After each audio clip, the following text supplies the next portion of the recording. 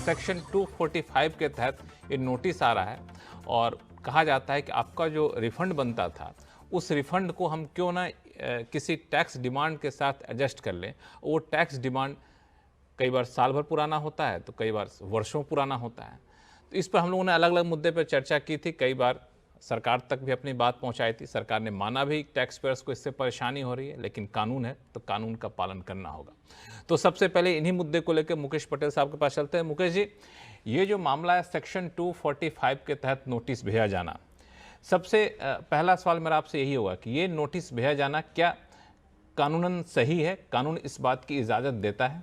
लक्ष्मण जी, सबसे पहले तो ये नोटिस का भेजना तो जायज है, क्योंकि सेक्शन 245 है इनकम टैक्स एक्ट का, वो ये कहता है कि अगर टैक्स पेयर के केस में कोई डिमांड है और उसको इनकम टैक्स डिपार्टमेंट के द्वारा कोई रिफंड दिए जाने का प्रस्ताव है, तो सबसे पहले वो रिफंड देने के पहले ये जो डिमांड है वो रिफंड के सामने सेट ऑफ करने का डिपार्टमेंट कानूनी हक रखती है।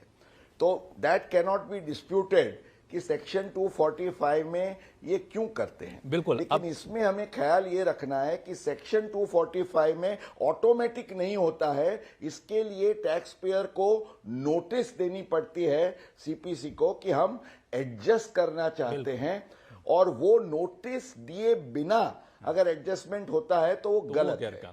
तो यही नोटिस दरअसल आया है मुकेश पटेल जी लोगों के पास, और ये जो नोटिस आया है इसी के बारे में आपसे पूछना चाह रहा था कि अब इस नोटिस का जवाब कैसे दिया जाए, ये सबसे महत्वपूर्ण सवाल है। लक्ष्मण जी, इसमें दो पहलू है। अब देखिए, अगर टैक्स पेयर जानता है कि मेरे केस में कोई वास्तविक डिमांड है और वो डिमांड के सामने ये सेट ऑफ का प्रस्ताव है, तो उस केस में तो आपको कुछ करना जरूरी भी नहीं है। वो आप कुछ रिप्लाई नहीं देंगे तो भी वो आपका सेट ऑफ हो जाएगा। अब मान लीजिए आप ये जो डिमांड है उसके सामने आपका विरोध है, क्योंकि ये डिमांड आपके मंतव्य से ये जायज नहीं है, it is erroneous, it is not correct. तो आपको क्या करना है?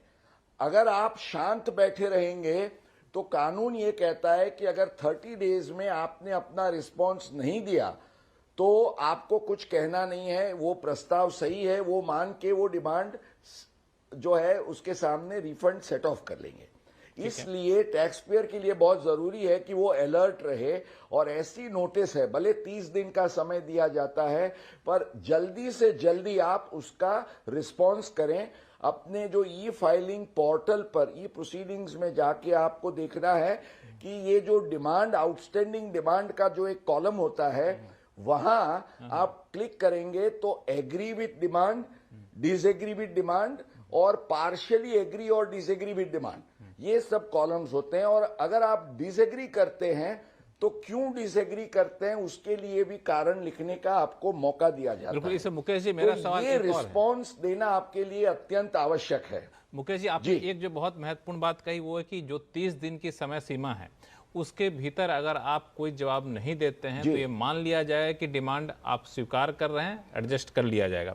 लेकिन ऐसा कोई डिमांड आया है जो बहुत पुराना डिमांड है, वर्षों पुराना, 10 साल 15 साल 20 साल पुराना डिमांड है, और अगर मुझे ये पता ही नहीं कि ये डिमांड जो कह रहे हैं उसके कोई दस्तावेज नहीं है, कोई मेरे पास जानकारी नहीं, याददाश्त शक्ति भी कई लोगों को 20 साल की नहीं रहती है, तो वैसे लोगों को क्या करना चाहिए?